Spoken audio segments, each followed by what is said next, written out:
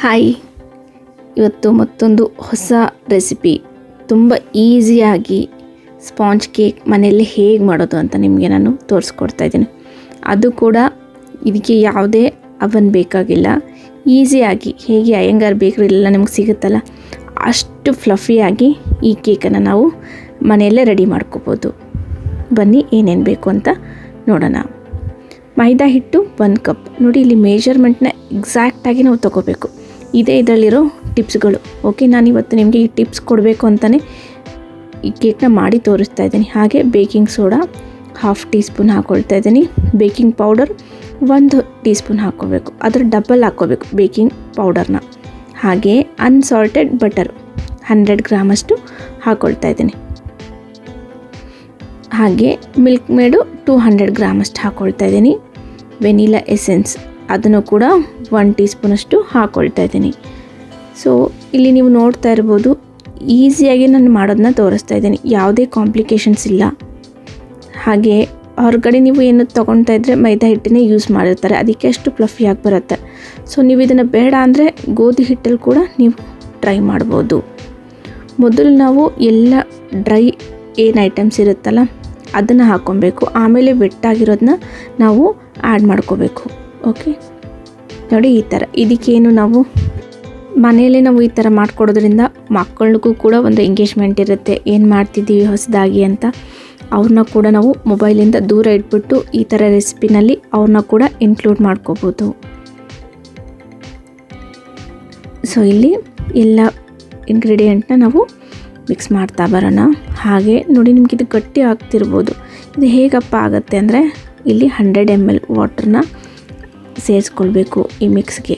Okay, ಸ್ವಲ್ಪ half ವಾಟ್ರನ್ನ ನೀವು ಹಾಕ್ಕೊಳ್ಳಿ. ಆದರೆ 100 ml ಒಟ್ಟಿಗೆ ಹಾಕ್ಕೊಂಡ್ಬಿಡಬೇಡಿ. ಮೊದಲು ಸ್ವಲ್ಪ ಹಾಕ್ಕೊಳ್ಳಿ, ಮತ್ತು ಅದನ್ನೆಲ್ಲ ನೀಟಾಗಿ ಮಿಕ್ಸ್ ಮಾಡ್ತಾ ಬನ್ನಿ. ಮತ್ತು ಇನ್ನೊಂದು ಸ್ವಲ್ಪ ವಾಟ್ರ್ ಏನು ಮಿಕ್ಕಿರುತ್ತಲ್ಲ ಅದನ್ನೆಲ್ಲವನ್ನು ಕೂಡ ನೀವು ಈ ಮಿಕ್ಸ್ಗೆ ಹಾಕ್ಕೊಳ್ಬೇಕು. ನೋಡಿ ಈ ಥರ. ಓಕೆ, ಕಟ್ ಆ್ಯಂಡ್ ಫೋಲ್ಡ್ ಮೆಥಡ್ನ ಯೂಸ್ ಮಾಡಿ ಇದನ್ನು ನೀಟಾಗಿ ಮಿಕ್ಸ್ ಮಾಡ್ತಾ ಬರಬೇಕು.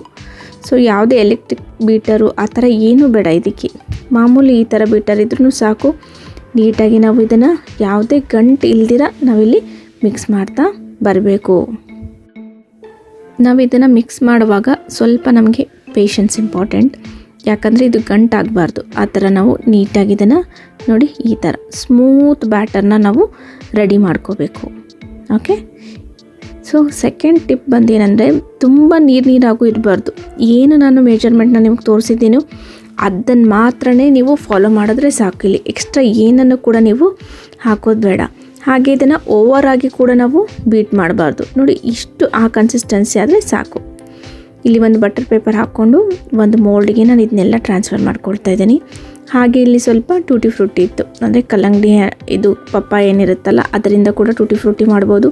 ಕಲ್ಲಂಗಡಿ ಸಿಪ್ಪೆಯಿಂದ ಕೂಡ ನಾವು ಇದನ್ನು ಮಾಡಬಹುದು. ಓಕೆ, ಇವಾಗ ಈ ಬ್ಯಾಟರ್ನೆಲ್ಲ ನಾವು ಒಂದು ಮೋಲ್ಡ್ಗೆ ಟ್ರಾನ್ಸ್ಫರ್ ಮಾಡ್ಕೊಡೋಣ. ಕೇಕ್ ಟಿನ್ ಇರುತ್ತಲ್ಲ ಅದಕ್ಕೆ. ನಿಮ್ಮ ಹತ್ರ ಏನಾದರೂ ಕೇಕ್ ಟಿನ್ ಇಲ್ಲ ಅಂದರೆ ಯಾವುದಾದ್ರೂ ಪಾತ್ರೆಗಳನ್ನು ಕೂಡ ನೀವು ಯೂಸ್ ಮಾಡ್ಕೊಡ್ಬೋದು. ನೋಡಿ, ಈ ಥರ ಡ್ರಾಪ್ ಆಗಿ ಆ ಬ್ಯಾಟರ್ ಫಾಲ್ ಆಗಬೇಕು, ಹಾಗೆ ಇರಬೇಕು. ಮೇಲೆ ಇನ್ನೊಂದು ಸ್ವಲ್ಪ ನಾನು ಟೂಟಿ ಫ್ರೂಟಿಗಳನ್ನ ಹಾಕ್ಕೊಳ್ತಾ ಇದ್ದೀನಿ. ನೋಡಿ, ಇನ್ನೂ ಬೇಕಾಗಿಲ್ಲ. ಇವಾಗಲೇ ಇಷ್ಟು ಬ್ಯೂಟಿಫುಲ್ಲಾಗಿ ಕೇಕ್ ಅನ್ನೋದು ಕಾಣಿಸ್ತಾ ಇದೆ. ಸೊ ಈವ್ನಿಂಗ್ ಸ್ನ್ಯಾಕ್ಸ್ಗೂ ಕೂಡ ಈಸಿಯಾಗಿ ನಾವು ಮಾಡ್ಕೋಬೋದು. ಪ್ರೀ ಹೀಟೆಡ್ ಕುಕ್ಕರ್ನ ನಾನು ಇಟ್ಕೊಂಡಿದ್ದೀನಿ. ಮೊದಲೇ ಅದನ್ನು ಹೀಟ್ ಮಾಡಿ ಇಟ್ಕೊಂಡಿದ್ದೆ. ಇವಾಗ ನಮ್ಮ ಬ್ಯಾಟರ್ನೆಲ್ಲವನ್ನು ಕೂಡ ಮೋಲ್ಡಿಗೆ ಹಾಕ್ಕೊಂಡಿರ್ತೀವಲ್ಲ ಅದನ್ನು ಈ ಕುಕ್ಕರ್ ಒಳಗಡೆ ಇಟ್ಕೊಳ್ಳೋಣ. ಹಾಗೆ ನಾವು ಅದನ್ನು ಕುಕ್ಕರ್ನ ಯಾವಾಗಲೂ ಕೂಡ ಸಿಮ್ಮಲ್ಲೇ ಇಟ್ಕೊಬೇಕು. ನೋಡಿ, ಇಷ್ಟು ಚಿಕ್ಕದಾದ ಉರಿಯಲ್ಲಿ ಒಂದು 30-35 ಮಿನಿಟ್ಸ್ ಅಷ್ಟು ಬೇಕ್ ಮಾಡಿದ್ರೆ ನಾವು ಸಾಕು. ಅವನ್ ಆದರೂ ಕೂಡ ಅಷ್ಟೇ ಟೆಂಪ್ರೇಚರಲ್ಲಿ ಇರುತ್ತೆ, ನಾವು ಸೆಟ್ ಮಾಡ್ಕೋಬೋದು. ನೋಡಿ, ಕೇಕ್ ಆಗಿದೆಯಾ ಇಲ್ಲ ಅಂತ ಒಂದು ಸತಿ ನಾವು ಇದನ್ನು ಟೆಸ್ಟ್ ಮಾಡಿ ನೋಡೋಣ.